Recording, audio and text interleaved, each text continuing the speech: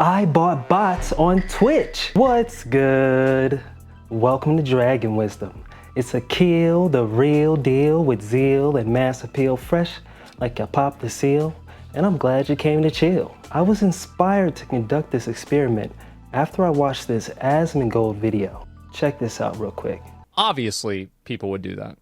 As a number, and people do this so that their stream is pushed up in the kick algorithm, so eventually those fake viewers will turn into real viewers because more real people will see their streams and join up. And I can't lie, it's a pretty smart strategy if you're an up-and-coming streamer on the platform. The strat if I was a new streamer on Twitch, I'd view bot 100%. Okay, so not only did Asmongold say, if I was a new streamer on Twitch, I would view bot 100%.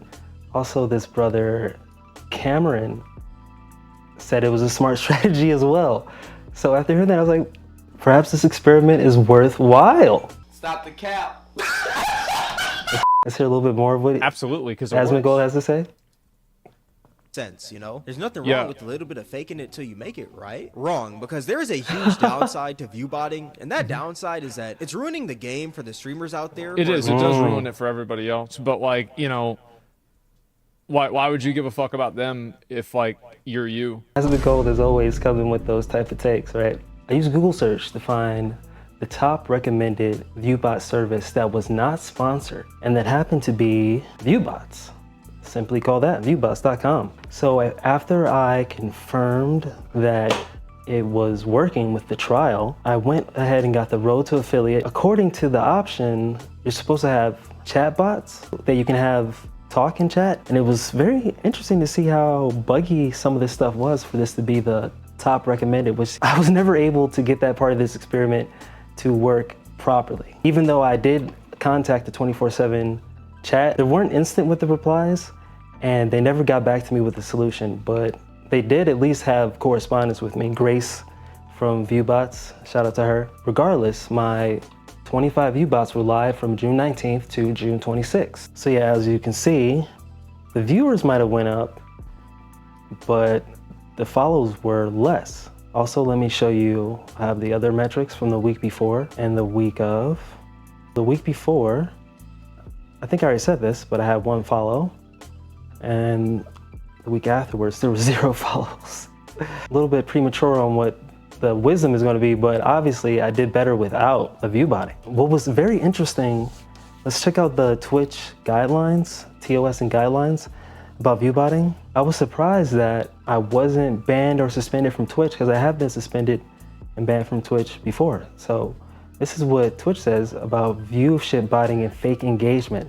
At Twitch, the concerns and welfare of the community as a whole are taken very seriously. We are always investigating artificially inflated views, chat activity, and follower accounts, and are constantly collecting information on users that are utilizing these bots. So according to them, viewbotting is the practice of artificially inflating a live view count, illegitimate scripts or tools to make the channel appear to have more concurrent viewers than it actually does. It's important not to confuse this with a legitimate rise in concurrent viewership, such as being hosted, a channel being embedded elsewhere, or some other promotional source. Viewbotting may also be accompanied by chat activity bots which attempt to imitate streamer/viewer interaction. It is likely cause for suspension, is strictly prohibited, and can result in account suspension or termination. And the same with using the following bots, it's against Twitch's rules. And yet there was no punishment on this account of me using it from June 19th to June 26th. I was very curious because I noticed earlier, and I have this brought up as well, this wasn't me, but on May 7th, for some reason, I had about 60 followers at the time. Overnight, I doubled. I assumed someone had botted me, but like I said, there was no punishment at this time. The one time that my account was suspended was when I played Be Right Back screen. That is a commercial for my sponsor, Herbal Hannah. And at herbalhannah.com, you can use my code DRAGONWISDOM for 30% off. And maybe I can play just a snippet of that for you here. Herbal Hannah. Yeah, this is just a part of it. So it was an AI influencer in the shower. This is what got me suspended before.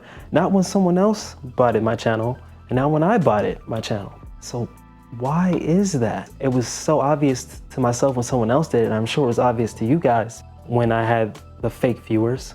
How come Twitch didn't take any action this time? Very curious. Real quick, let's go over the ways to protect yourself from other people botting you. You go to settings, moderation, and you want to go down to channel privileges down here, and you don't want it to be looking like that. You want the email verification to be on for all chatters. Same thing with phone verification.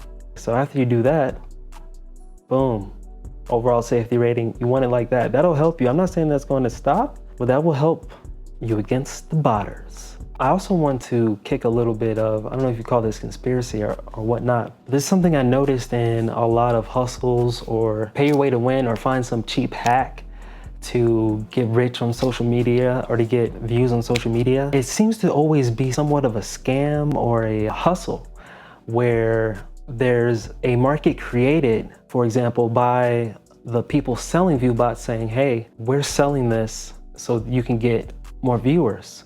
This is a way to purchase what you want on these platforms, right? Similar way you could purchase followers and likes on Instagram. This is a way to buy what you want on this social media platform that will end up give you what you want in the long run, but it doesn't really.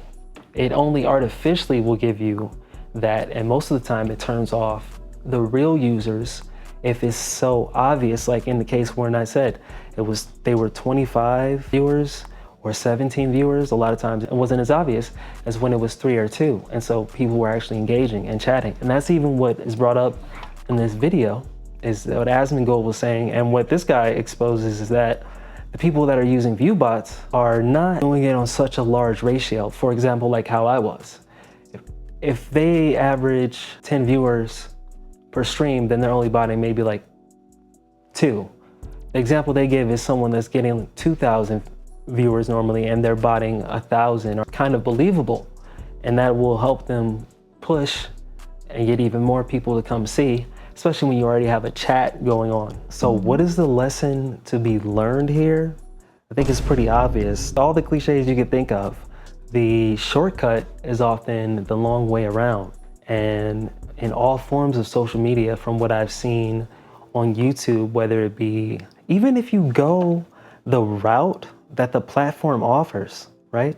Even if you sponsor your video on YouTube, or a lot of times on Instagram, you sponsor a post, maybe people won't truly, they might view it more, but they might not like it if the content isn't talking to them, if it isn't real. If they don't see other people having a real reaction to it as well. That's the whole social part of social media, obviously. And I think that's what the people really want on social media and online and platforms, is something real. So we should keep it real and authentic, right? And botting isn't gonna help your channel on Twitch. Everyone can tell.